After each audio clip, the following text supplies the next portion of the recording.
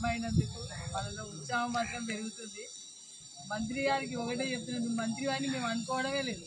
ఎందుకంటే ఒక మంచిని గొంతు కోపిస్తుంది, రాక్షసంగా గొంతు కోపిస్తుంది.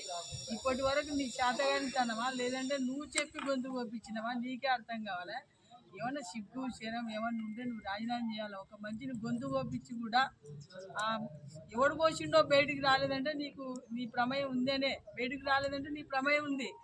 నిజంగానే నీ ప్రమేయం లేదంటే నువ్వు మంత్రివి కదా, ఇన్ని 2 ఏళ్ల నుండి నీకు అది శాత కావడం లేదంటే రాజీనామా మాత్రం ఖచ్చితంగా చేయాలి. నువ్వు రైతులను ఎందుకు ఇబ్బంది పెడతావు? నువ్వు రైతులను ఇబ్బంది పెట్టడానికే నేను మంత్రిని చేసిందా? దేనికోసం చేసిండు?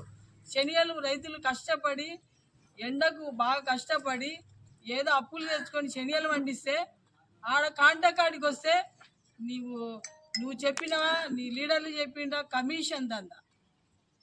కమిషన్ కుప్ప ఖరీదు చేసినా 10,000 కంపల్సరీ ఇవ్వాల్సిందే. వాడు ఎందుకు ఇవ్వాలని నేనంటే ఏమంటాడు, ఎవరికైనా చెప్పుకోపో, తీసుకుంటేనే కాంటా, లేదంటే తూర్పుపోయి జల్లబట్టు 10,000 జవల పడితే యాది లేదు, చెత్త ఉన్నా కానీ వేసుకుంటున్నాను. ఇది ఎంతవరకు కరెక్ట్? రైతుల రక్తం తాగడానికి నువ్వు మంత్రి పోయినావా, లేదంటే రేవంత్ రెడ్డి నీకు ఇదే నేర్పించిండా? నువ్వు ఇప్పుడు ఏమనుకుంటున్నావు? ప్రతి రైతు గుండెలో నువ్వు ఒక రాక్షసుడి వైపు కూర్చున్నావు. అది నీకు అర్థం కావద్దు, అవుతుందో లేదా కానీ తొందరలోనే నీకు గుణపాఠం మాత్రం ఖచ్చితంగా చెప్తారు. అది ఏమన్నా నువ్వు సర్దిద్దుకోవాలంటే ఫస్ట్ గొంతు కోసింది కదా, నీ ప్రమేయం లేకపోతే మాత్రం ఖచ్చితంగా నువ్వు బయట పెట్టాలి.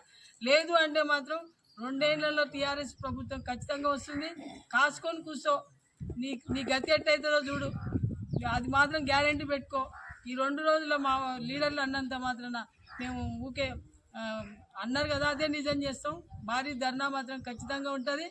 నువ్వు వడ్లు మక్కలు శనియాలు రైతులను ఇబ్బంది పెట్టకుండా కొనుగోలు మాత్రం చేయాల్సిందని మేము టీఆర్ఎస్ ప్రభుత్వం నుండి డిమాండ్ చేస్తున్నాం. మా లీడర్ హర్షవర్ధన్ రెడ్డి గారు వస్తాడు, ఆయన కూడా ధర్నాలో పాల్గొంటాడు.